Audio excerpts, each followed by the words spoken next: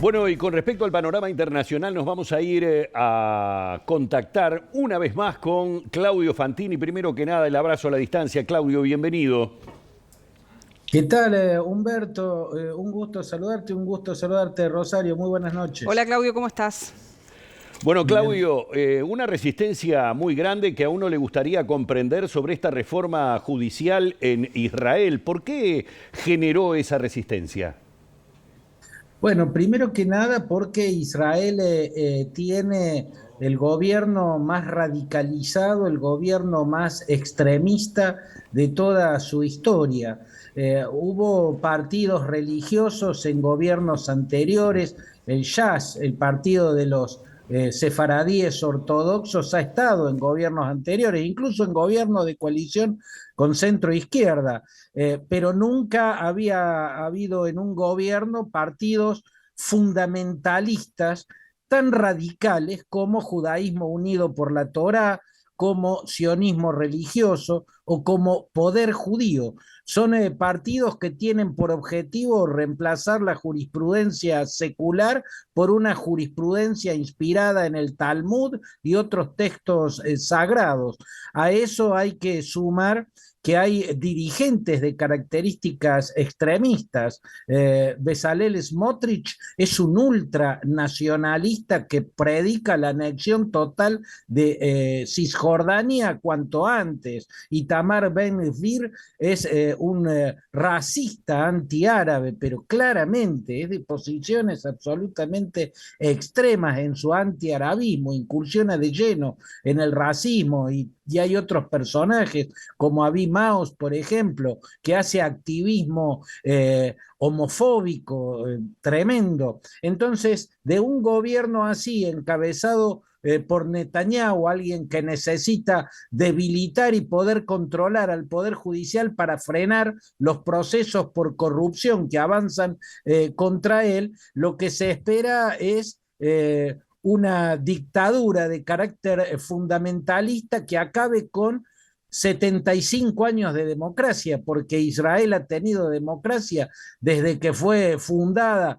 por David Ben Gurión hace 75 años, ¿no? Perder la democracia para Israel es perder el espíritu que la caracteriza en términos políticos y también porque ven que este gobierno extremista tiene por objetivo terminar de destruir el proceso de paz que se inició en las negociaciones secretas de Oslo y que ha congelado ya desde hace muchos años Benjamin Netanyahu y el objetivo de esa destrucción del proceso de paz es la anexión total de Cisjordania. Y una anexión total de Cisjordania provocaría un efecto en cadena, sería una suerte de Big Bang, porque habría olas de refugiados palestinos que desestabilizarían el reino hashemita de Jordania y desestabilizarían el Líbano, como ya ha ocurrido en décadas anteriores, en las últimas décadas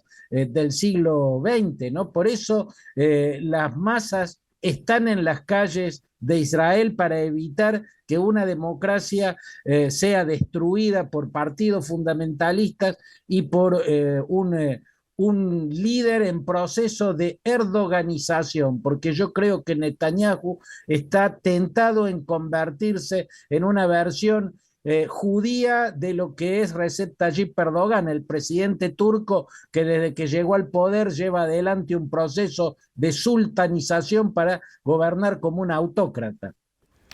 Claudio, en este contexto, ¿cómo dimensionar lo que está ocurriendo y la gravedad de estos episodios tanto para Israel como también para el Medio Oriente?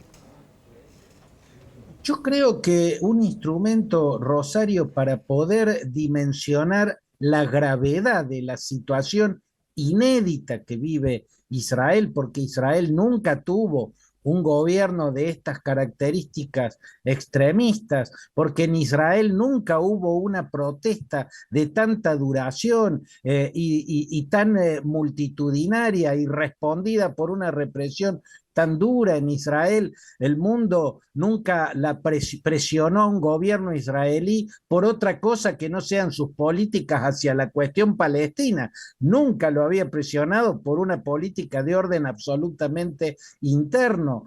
Nunca se había visto la inquietud que se ve en el ejército. Los militares israelíes están diciendo, igual que los agentes del Shin Bet y del Mossad, que ellos no quieren trabajar para defender una dictadura. Ellos son el ejército y los servicios de inteligencia de una democracia y quieren seguir así. Todo esto es absolutamente inédito y creo que un instrumento para mensurar la gravedad de este asunto es la carta que le escribió a Joe Biden Thomas Friedman. Thomas Friedman es un analista político inmensamente lúcido, mostró su lucidez para analizar los escenarios internacionales en libros como The Lexus and the Olive Tree, por ejemplo, el conocimiento de los escenarios del Medio Oriente en libros como De Beirut a Jerusalén. Bueno, además tiene un gran compromiso